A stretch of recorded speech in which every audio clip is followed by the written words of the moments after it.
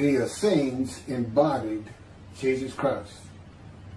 The story of Jesus most likely began around 100 years before the story begins, with his birth at the beginning of the Common Era. The first written version of the story is the Gospel of Mark that dates from 70 Common Era, about 40 years after the story says Jesus died. This is also the time of the Jewish revolt against Rome and the defeat and expulsion of the Jewish people from the Promised Land. The knowledge of the Hebrew Bible in a time of illiteracy indicates that the Gospel of Mark was written by Rabbis, or very learned men in Judaism. Men who decided they needed to write down this story that had been circulating by word of mouth and storytelling for as many as 170 years, beginning with the founder of the Judaism sect of the Essenes, the prolific writers of the Dead Sea Scrolls, to make money. Their temple, homes, and country were gone. And it was desperate times for the Jewish people. The name of the founder of the Essenes was with a capital T, the teacher of righteousness. That was his name, the teacher of righteousness. Meaning he was believed to be the man described in Isaiah 53 who makes the many righteous. The man Jesus claimed to be. According to the oral story that most likely began 100 years before the Common Era, BCE, with this man called the teacher of righteousness, who established a sect of Judaism known as the Essenes, this teacher of righteousness who fought with a wicked priest. All this information is in the Dead Sea Scrolls. Fought with a wicked priest. Did not like the way the temple was being run.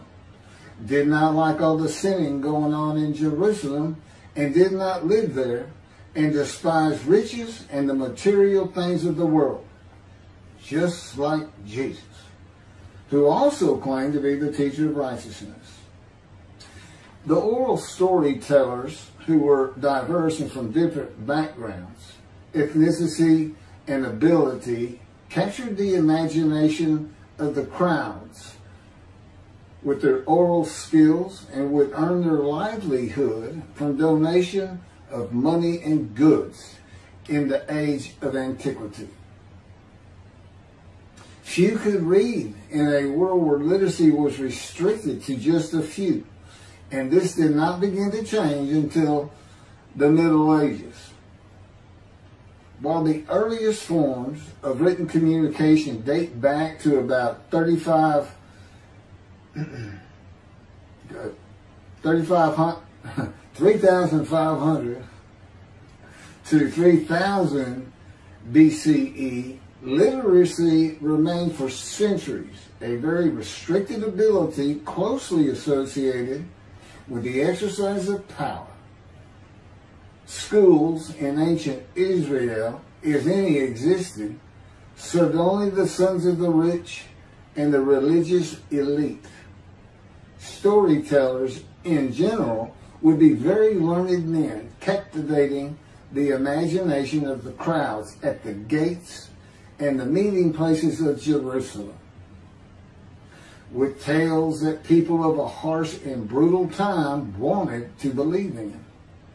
A time when medical treatment was primitive and life expectancy was 30 to 35 years, averaging those who died at birth to those who died with long life into their 70s and beyond. A time when people believed in mythical gods and gods who were men, and making sacrifices to gods for favor and for safety, healing, long life, crops, and fertility. The Dead Sea Scrolls are generally thought to have been produced by the Essenes No one really doubts it anymore. And the Essenes are a group that protested the way the temple was being run. Many of the Essenes went to the cliffs and the caves east of Jerusalem by the Dead Sea, known as Qumran, to prepare the way of the Lord, following the commands of the prophet Isaiah. Today, in this day, the day of the Lord, because the land burns again, the Jewish people have returned, and Jerusalem and the ruined cities have been rebuilt, Elijah clears the way for the Lord.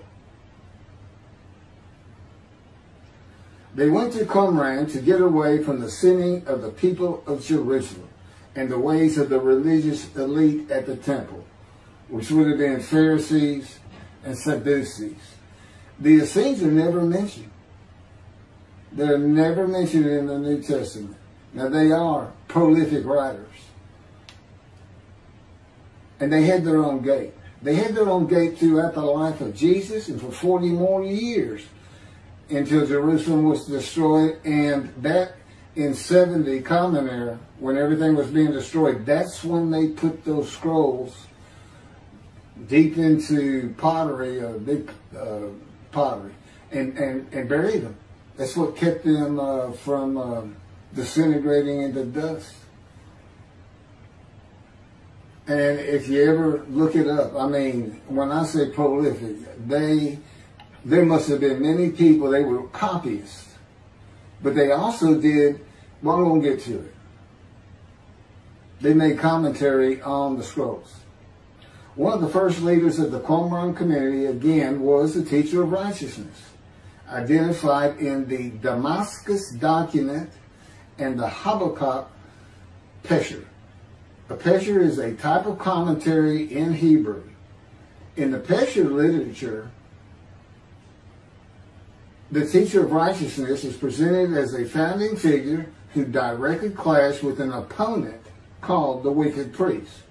Of course, we all know what Jesus went through with the religious elite, Sadducees, Pharisees, and the high priest. This was the wicked priest in his day, 100 years before the birth of Jesus. The man described in Isaiah 53 is often referred to the teacher because of verse 11, where God says, verse 11 of chapter 53 of Isaiah, where God says, "My righteous servant makes the many righteous." The teacher of righteousness and his followers left a library of information on his teachings, himself, and Scripture, and would seem to be the first of many men to claim or to be claimed by others that the man described in Isaiah 53. Jesus is not even the last. No, he's not. But, I mean, he's not even the last. The Hebrew noun pesher is found in the Hebrew of the Qumran scrolls in the sense of meaning, explanation, interpretation. It is similar to a midrash in the Talmud. Various biblical texts were deemed prophetic and were subjected to pesher interpretation even when appearing in non-prophetic literary context. A copy of the pesher of Isaiah dates to the beginning of the 1st century Common Era. The pesher of Habakkuk attributes this technique to the founder of the community, the teacher of righteousness. In other words, this pesher is written during Jesus' life. And they had their own gate, the gate of the Essenes. The Qumran sect, like the broader Jewish movement from which it sprang, took a critical view of the established orthodoxy of its time, believing Israel to be under divine judgment, regarding itself as the true remnant of Israel and awaiting its imminent vindication. At the, quote, end of days. At the end of days, evil would cease, the wicked would be destroyed, and the righteous would live under a divine blessing. This is not unlike the teachings in Judaism today of a redemption, restoration, and exaltation of the Jewish people by the world of Gentiles, the nations, with peace throughout the world. When the anointed one comes, the anointed one means Mashiach. The New Testament will say Messiah, but it just means anointed to do a task for God. And that would be from chapter 11, verses 1 and 2 of Isaiah. And the man is described in Isaiah 53 according to the sages and rabbis of the time. He was known as the leper scholar. And that's because it's a man suffering familiar with disease, sickness that will bring you to grief and be exposed to death. Today we would say cancer. And he makes the many righteous by his knowledge. That's in Isaiah 53. By his knowledge. Not by his death. Not by his crucifixion. Nobody dies. Exposure to death is not death. Jesus died. He was never exposed to death. He didn't get near it, but it did not happen.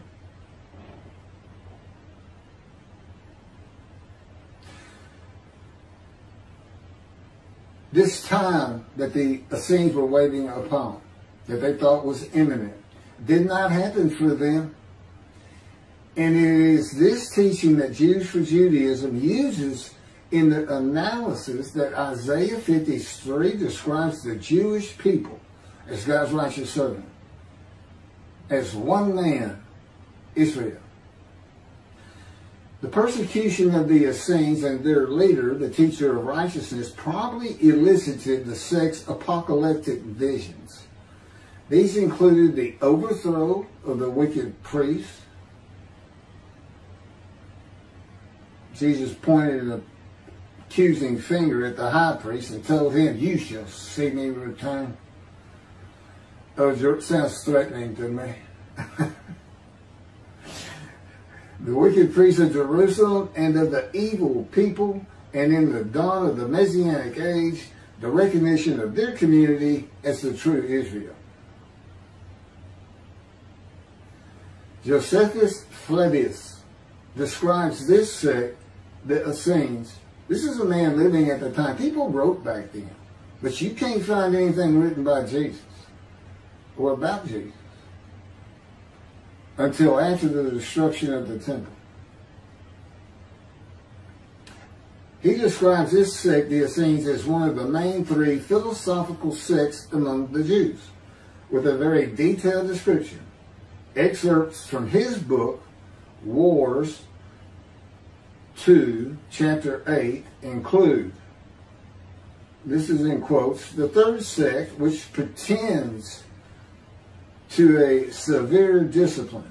These men are despisers of riches, and so very communicative as raises our admiration. And as for their piety towards God, it is very extraordinary. You would think that Jesus would have been in this thing.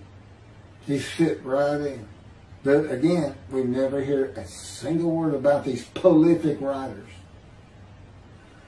The other two philosophical sects were the Pharisees and the Sadducees.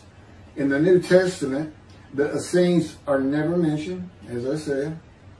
All the stories of Jesus and his clashes with the religious elite of Jerusalem in the New Testament are with the Pharisees and the Sadducees.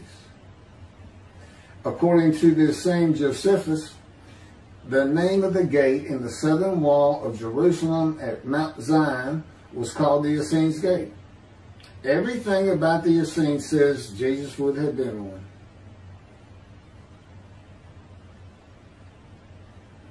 Peter and Paul, disciples later called apostles of Jesus, all said Jesus was the fulfillment of Isaiah 53. and the teacher of righteousness. All of Christianity does today. The Essenes, again, were writers and copyists and had their own gate in the southern wall of Jerusalem. Their founding leader claimed to be the righteous servant, so did Jesus. It is impossible to believe that the Essenes had not heard of Jesus. It is impossible to believe they would not have gone to Jesus to question him and verify the stories around him and his claim of being God's righteous servant and right about him. Because they believed that their founder was the Moshiach and that the end times were coming. Moshiach, anointed one, described in Isaiah 53. They're great followers of the things Isaiah had to say, and there's a picture written on it during the life of Jesus. It's impossible to believe it.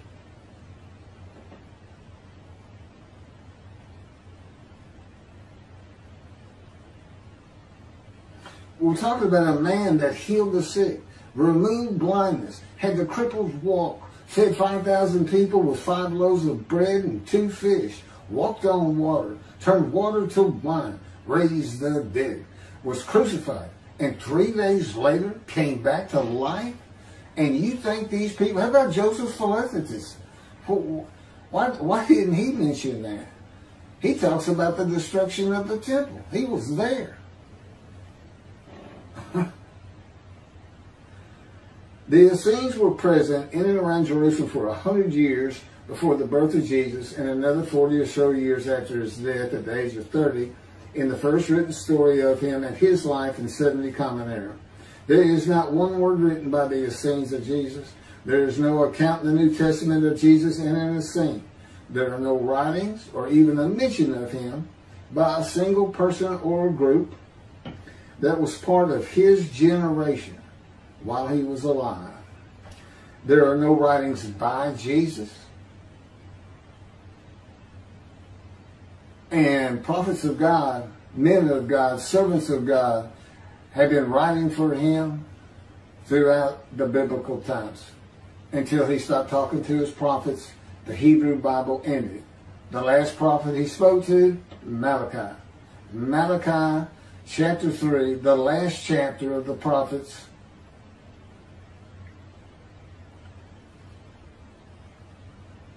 writes for God the prophetic announcement that he will return. He's going to come back. I've already talked about the 5 prophecies of Jesus of when he will return, and every single one of them was false. He didn't return, and his generation sums it up. Those who pierced him with the spear on the cross, he says in the Revelation on the first page, verse 7, those who pierced me with the spear shall see me return. I'm coming back quickly.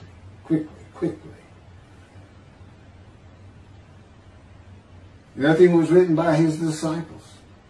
There are no writings by Herod or Pilate or any Roman newspaper, poem, or book of this man who healed the multitudes, fed the poor, walked on water, raised the dead, turned water to wine, was crucified and rose from the dead to human life, and then rose to heaven. That's where he's supposed to be returning from. While there are 3 Gospels under the names of 3 disciples, they are all considered pseudepigrapha. In Greek, that means falsely attributed. Writings which were attributed to authors who did not actually write them. And they were all written long after the death of Jesus, these Gospels, full of quotes and teachings from Jesus himself. Quoted parables, long speeches, Sermon on the Mount, long sermons that could not be accurate if passed by word of mouth. There is only one answer. The Essenes themselves, these writers and the storytellers of the day, had put this story together. And even though the writers of the gospel knew full well these rabbis are learned men of the Hebrew Bible, they knew it didn't really fit. But you know what else they knew? Nobody could verify it. Nobody could check them. Nobody could check them. Now, I just did a video on the deceptions. The deceptive, well, it covers just Matthew. And there's 3 different stories of him and deceits in every one of them that you can go look up now. You can verify these things that I'm saying. I'm quoting them. I give the chapters, the books they come from. You can see Jesus change Zechariah, verses 9 and 10, the verses, from riding an ass into Jerusalem and being crucified, as Jesus said all the prophets said of him, to what the prophet actually said. You can go look at it. He said he's going to go and defeat Rome, defeat the enemy in Rome, which in Jesus' time, in Jerusalem, and be king of the world, which at the time would have been the nations of the Middle East. And he would tell them all to surrender. That's actually, yeah, that's part of the verse itself, verse 10. And he would defeat the enemy and have the nations surrender and be king from sea to sea, lands into ocean. I mean, you can't get more deceitful than that. You can't lie greater than that. You're manipulating Scripture, God's holy word, manipulating it, deleting a verse 10, telling your disciples, you know, tell everybody these things. That's why he's telling them. Tell everybody these things. I'm going in. They're going to kill me. Okay. That's what the prophets say. Don't forget. I mean, that's what he's doing.